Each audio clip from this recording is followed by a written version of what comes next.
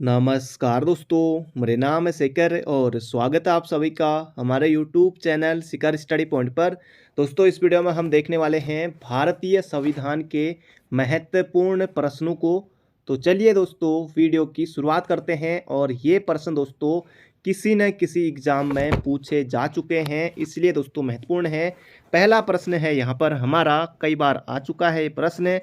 राज्य के नीति निर्देशक सिद्धांत ऐसा चेक है जो बैंक की सुविधा अनुसार अदा किया जाता है, किसने कहा? भीमराव अंबेडकर, के एम मुंशी, डॉक्टर राजेंद्र प्रसाद, के टी शाह। दोस्तों, इस तरह से कथन एग्जाम में पूछे जाते हैं, ये किसने कहा, वो किसने कहा।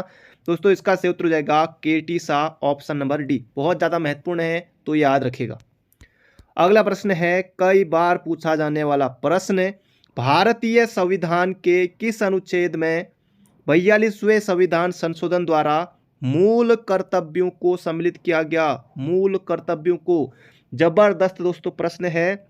42वें संविधान संशोधन 1976 के द्वारा दोस्तों इसे शामिल किया गया था अनुच्छेद 51 ए में, भाग 4 के क में, भाग 4 के ए में। ये भी आपको याद रखना है, एग्जाम में दोस्तों आपको प्रश्न देखने को मिलेगा। और सरदार स्वर्ण सिंह समिति की सिफारिश पर किया गया था, ये भी आपको मोहर जबानी याद रखना है, सरदार स्वर्ण सिंह समिति की सिफारिश पर। तो इसका सही उत्तर हो जाएगा दोस्तों ऑप्शन नंबर बी। अगला प्रश्न है, यहाँ पर आपको बताना है कौन सा युग्म यहाँ पर सुमेलित नहीं है। संविधान का भाग 2 में दोस्तों क्या है? भाग 2 में हमारी नागरिकता है। अनुच्छेद 5 से लेकर 11 तक दोस्तों भाग 2 में नागरिकता है, बिल्कुल सही है। भाग 3 दोस्तों मूल अधिकार है, अनुच्छेद 12 से लेकर 35 तक दोस्तों मूल अधिकार हैं, ये भी यहाँ पर बिल्कुल सही है। भाग 4 में दोस्तों राज्य के नीति निर्देशक तत्व डीपीएसपी, अनुच्छेद 36 से लेकर अनुच्छेद 51 तक दोस्तों, ये भी बात यहाँ पर बिल्कुल सही है। तो ये तीनों दोस्तों सही हो गए, तो ऑप्शन नंबर डी हो जाएगा इसका सही उत्तर। अभी दोस्तों मैंने आपको बताया भाग 4 के क में दोस्तों, भाग 4 के क या ए में दोस्तों ये है मूल कर्तव्य, ना कि भाग 5 में। तो इसका सही उत्तर हो जाएगा यहाँ पर हमारा ऑप्शन नंबर डी। बढ़ते हैं दोस्तों अगले प्रश्न की तरफ। अगला प्रश्न है, जबरदस्त प्रश्न है दोस्तों, बिल्कुल बनेगा एग्जाम में। संविधान के निम्नलिखित अनुच्छेदों में से किस एक के अंतर्गत संघ की कार्यपालिका शक्ति राष्ट्रपति में निहित है? दोस्तों, किस अनुच्छेद में बताया गया है कि संघ की कार्यपालिका शक्ति राष्ट्रपति में निहित होगी, ये आपको यहाँ पर बताना है। इसका सही उत्तर हो जाएगा अनुच्छेद 53। जबरदस्त प्रश्न दोस्तों, सीधे सीधे एग्जाम में बनेगा।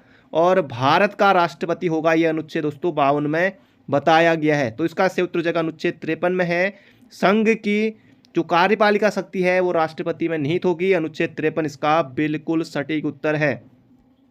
अगला प्रश्न है, भारतीय संविधान के निम्नलिखित अनुच्छेदों में से कौन सा भारत के राष्ट्रपति के महाभियोग से संबंधित है? जबरदस्त प्रश्न है, बिल्कुल छपेगा दोस्तों। राष्ट्रपति पर महाभियोग ये हो जाएगा अनुच्छेद 61 में है, तो ये आपको मोहर जबानी याद रखना है। अनुच्छेद 61 में राष्ट्रपति पर महाभियोग है। राष्ट्रपति की दोस्तों जो क्षमादान की शक्ति है वो किस अनुच्छेद में है, ये भी छप सकता है एग्जाम में। तो ये है दोस्तों अनुच्छेद 72 में। इसके अलावा आपको अनुच्छेद 123 आपको याद रखना है। अनुच्छेद 123 में दोस्तों राष्ट्रपति की अध्यादेश जारी करने की शक्ति है, ये भी आपको लगे हाथ याद रखना है। इसके अलावा अनुच्छेद 143 में दोस्तों राष्ट्रपति को उच्चतम न्यायालय से परामर्श करने की शक्ति दोस्तों है अनुच्छेद 143 में।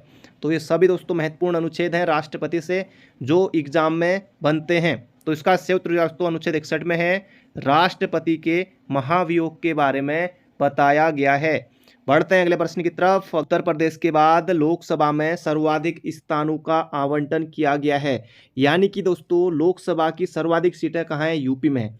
यूपी में दोस्तों लोकसभा की 80 सीटें हैं। इसके बाद दोस्तों दूसरे नंबर पर महाराष्ट्र आता है, महाराष्ट्र में 48 सीटें हैं। उसके बाद दोस्तों पश्चिम बंगाल का नंबर आता है, पश्चिम बंगाल में 42 सीटें हैं।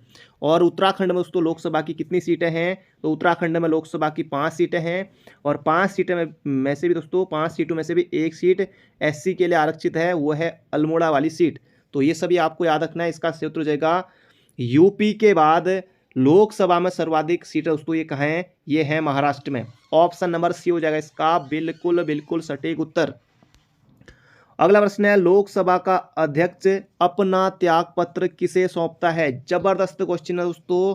इसका सही उत्तर हो जाएगा लोकसभा के उपाध्यक्ष को। लोकसभा अध्यक्ष अपना त्याग पत्र किसे सौंपेगा? ये सौंपेगा दोस्तों लोकसभा के उपाध्यक्ष को। अनुच्छेद 94 के बी में दोस्तों ये बताया गया है। अगला प्रश्न दोस्तों जो कि आपको हर परीक्षा में लगभग दिखाई देगा। एक तो हो गया ये वाला कि लोकसभा के प्रथम अध्यक्ष कौन थे और भारत के प्रथम मुख्य चुनाव आयुक्त कौन थे। ये प्रश्न दोस्तों लगभग एग्जाम में हर बार बनते हैं। लोकसभा के प्रथम अध्यक्ष दोस्तों इसका सही उत्तर हो जाएगा यहाँ पर हमारा GV मावलंकर, गणेश वासुदेव मावलंकर, इनका नाम आपको याद रखना है। लोकसभा अध्यक्ष प्रथम कौन थे? GV मावलंकर। और वर्तमान में लोकसभा अध्यक्ष दोस्तों कौन है? ये हैं ओम बिरला।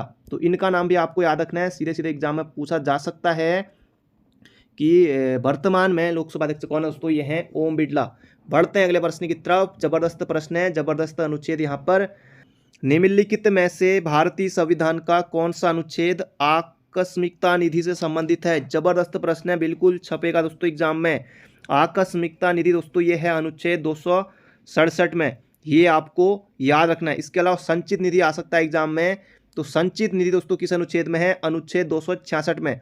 तो ये भी आपको याद रखना है। आकस्मिकता निधि आएगी तो अनुच्छेद 267, संचित निधि दोस्तों एग्जाम में आएगी तो अनुच्छेद 267। तो दोनों आपको याद रखने हैं। इसका सही उत्तर जाएगा ऑप्शन नंबर सी।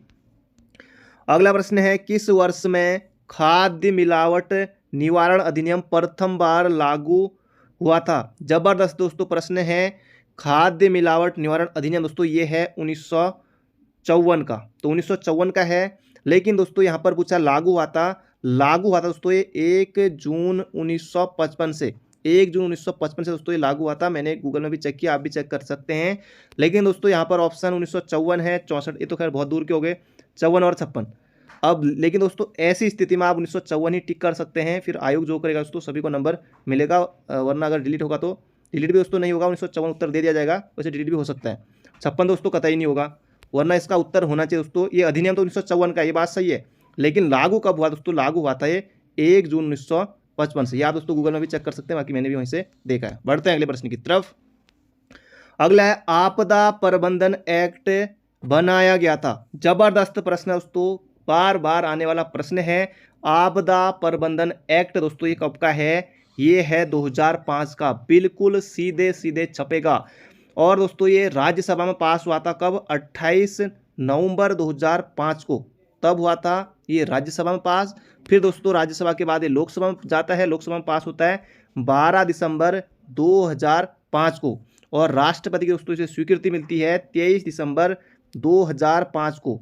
तो दोस्तों ये जो आपदा प्रबंधन अधिनियम है ये कब का है? ये है सन 2005 का। ये आपको मोहजबानी याद रखना है। सर्वोच्च न्यायालय का न्यायाधीश अपना पद त्याग सकता है पत्र लिखकर। इसका सही उत्तर हो जाएगा राष्ट्रपति को। तो ये आपको याद रखना है। सर्वोच्च न्यायालय की मुख्य न्यायाधीश की दोस्तों नियुक्ति कौन करते हैं? राष्ट्रपति करते हैं। और त्याग पत्र भी सर्वोच्च न्यायालय के मुख्य न्यायाधीश किसको देते हैं? राष्ट्रपति को देते हैं। अगर दोस्तों राष्ट्रपति को अपना पद का त्याग करना हो, अगर दोस्तों राष्ट्रपति को अपना त्याग पत्र देना हो तो ये दोस्तों राष्ट्रपति किसे देंगे? राष्ट्रपति देंगे उपराष्ट्रपति को। और उपराष्ट्रपति किसे देंगे? वो देंगे दोस्तों राष्ट्रपति को। ये आपको याद रखना है। और राष्ट्रपति को शपथ दोस्तों कौन दिलाते हैं? ये दिलाते हैं सर्वोच्च न्यायालय के मुख्य न्यायाधीश। ये भी आपको याद रखना है। तो इसका सही उत्तर हो जाएगा यहाँ पर हमारा ऑप्शन नंबर बी, राष्ट्रपति। अगला प्रश्न है, न्यायिक पुनर्वालोकन प्रचलित है। दोस्तों ये यूएसए भारत में, यूएसए और भारत में, केवल यूके में, या फिर भारत और यूएसए दोनों में? इसका सही उत्तर होगा दोस्तों जो न्यायिक पुनरावलोकन है ये पहली बात किस अनुच्छेद में दोस्तों? ये है अनुच्छेद 13 में है। अनुच्छेद 13 में है। और ये दोस्तों भारत और संयुक्त राज्य अमेरिका दोनों में है। तो इसका सही उत्तर हो जाएगा यहाँ पर हमारा ऑप्शन नंबर डी। अगला प्रश्न है, निम्नलिखित में से कौन से आयोग समिति की सिफारिश पर भारत में अंतर्राज्यीय परिषद की स्थापना की गई? जबरदस्त प्रश्न दोस्तों, बिल्कुल धांसू प्रश्न है। भारत में अंतर्राज्यीय परिषद की स्थापना दोस्तों की गई थी सरकारी आयोग की सिफारिश पर। दोस्तों कब की गई थी? ये की गई थी, जहाँ तक डेट याद है, 28 मई दोस्तों, मई 1990 में दोस्तों की गई थी। ये आपको याद रखना है। और किस अनुच्छेद में है अंतर्राज्यीय परिषद? यह दोस्तों अनुच्छेद 263 में। तो ये भी आपको लगे हाथ याद रखना है। तो बढ़ते हैं अगले प्रश्न की तरफ। अगला प्रश्न है दोस्तों फिर से यहाँ पर एक कथन आया हुआ है, किसने कहा था राष्ट्रपति की आपातकालीन अधिकार संविधान के साथ धोखा है? किसने कहा था राष्ट्रपति का आपातकालीन अधिकार संविधान के साथ धोखा है? जबरदस्त दोस्तों प्रश्न है, इसका सही उत्तर, बहुत से बच्चे इसमें गलती करने वाले एग्जाम में आता है। वीएन राव उत्तर सोचा गलत। हृदय नाथ कुंज दोस्तों अगर आपने उत्तर दिया बिल्कुल गलत। के एम मुंशी बिल्कुल गलत दोस्तों। इसका सही उत्तर हो जाएगा option number C, K M Nambiar, option number C. अगला प्रश्न है दोस्तों, बिल्कुल छपेगा एग्जाम में, संयुक्त राष्ट्र द्वारा मानव अधिकारों की विश्वव्यापी घोषणा को कब अपनाया गया था? जबरदस्त प्रश्न है दोस्तों। आपको पता है कि मानव अधिकार कब मनाया जाता है, मानव अधिकार दिवस कब मनाया जाता है? वो मनाया जाता है 10 दिसंबर को। तो इसी से भी दोस्तों आप उत्तर टिक कर सकते हैं। संयुक्त राष्ट्र द्वारा मानव अधिकारों की विश्वव्यापी घोषणा को कब अपनाया गया? 10 दिसंबर 1948 को। जबरदस्त दोस्तों प्रश्न है, एग्जाम में बन सकता है। और मानव अधिकारों की सार्वभौमिक घोषणा में कितने अनुच्छेद हैं दोस्तों? इसमें 30 अनुच्छेद हैं। ये भी प्रश्न एग्जाम में आ सकता है, इसलिए महत्वपूर्ण है। और मानव अधिकार दिवस कब मनाया जाता है? 10 दिसंबर को मनाया जाता है। ये भी आपको लगे हाथ याद रखना है दोस्तों। यही प्रश्न रहेगा वहाँ पर दोस्तों, उत्तर इसका यही रहेगा, लेकिन दोस्तों प्रश्न बार बार अलग अलग तरीके से आता है एग्जाम में, इसलिए महत्वपूर्ण है, याद रखेगा 10 दिसंबर 1948। अगला प्रश्न है यहाँ पर हमारा, निम्न में से किस एक की परिस्थिति अन्य तीनों से भिन्न है? राष्ट्रीय पिछड़ी जाति आयोग, वित्त आयोग, राष्ट्रीय मानवाधिकार आयोग, निर्वाचन आयोग। अब दोस्तों सभी के पीछे आयोग आयोग आयोग आयोग तो लगा है, लेकिन दोस्तों इसमें से जैसे पिछड़ी जाति आयोग है, ये भारतीय संविधान में आपको मिल जाएगा। अनुच्छेद ओबीसी दोस्तों ये किसमें है? अनुच्छेद 338 के बी में है। वित्त आयोग दोस्तों अनुच्छेद 280 में है। निर्वाचन आयोग दोस्तों अनुच्छेद 324 में है। ये दोस्तों यहाँ पर जो राष्ट्रीय मानवाधिकार आयोग है, ये दोस्तों एक संविधानेतर आयोग है, क्योंकि दोस्तों इस संविधान में आपको नहीं मिलेगा। यहाँ पर दोस्तों भिन्न कौन सा है? तो ये हो जाएगा ऑप्शन नंबर सी। अगला प्रश्न दोस्तों बार बार आने वाला प्रश्न है, किस संविधान संशोधन के द्वारा पंचायती राज संस्थाओं को संवैधानिक स्तर प्राप्त हुआ? तो 73वां संविधान संशोधन 1992 के द्वारा दोस्तों पंचायती राज को संवैधानिक दर्जा दिया गया, ये आपको याद रखना है। और 24 अप्रैल 1993 से दोस्तों ये लागू हुआ, प्रभावी हुआ, ये आपको याद रखना है। और 24 अप्रैल को दोस्तों मनाया जाता है राष्ट्रीय पंचायती राज दिवस। ये भी एग्जाम में आ सकता है और 1 नंबर आपको आसानी से मिल सकता है। और पंचायती राज दोस्तों ये राज्य सूची का विषय है, ये भी आपको लगे हाथ याद रखना है। अगला प्रश्न है, जिस समिति की अनुशंसा पर पंचायती राज लागू किया गया उसके प्रमुख थे? दोस्तों इसका सही उत्तर हो जाएगा बलवंत राय मेहता समिति। तो ये कब आई थी? 1957 में। ये भी आपको याद रखना है। अशोक मेहता समिति दोस्तों ये कब आई थी? 1977 में। तो बलवंत राय मेहता समिति की सिफारिश पर दोस्तों पंचायती राज को लागू किया गया था, ये आपको मोहजबानी याद रखना है। अगला प्रश्न है, संयुक्त राष्ट्र सुरक्षा परिषद में स्थायी सदस्यों की संख्या कितनी है? जबरदस्त प्रश्न है दोस्तों। संयुक्त राष्ट्र सुरक्षा परिषद में कुल सदस्यों की बात करें तो दोस्तों ये 15 होते हैं। उसमें से दोस्तों 10 जो होते हैं वो होते हैं अस्थायी और 5 होते हैं स्थायी। तो इसका सही उत्तर हो जाएगा 5 दोस्तों होते हैं स्थायी। अब स्थायी कौन कौन से हैं? सबसे पहले अमेरिका, यूएसए, उसके बाद यूके यूनाइटेड किंगडम, फिर आ गया रूस, फिर आ गया फ्रांस, उसके बाद दोस्तों ये आ गया चीन। तो ये आपको याद रखना है, जितने दोस्तों हैं बहुत ज़्यादा महत्वपूर्ण एग्जाम में बनेगा। दोस्तों इसका सही उत्तर हो जाएगा ऑप्शन नंबर बी।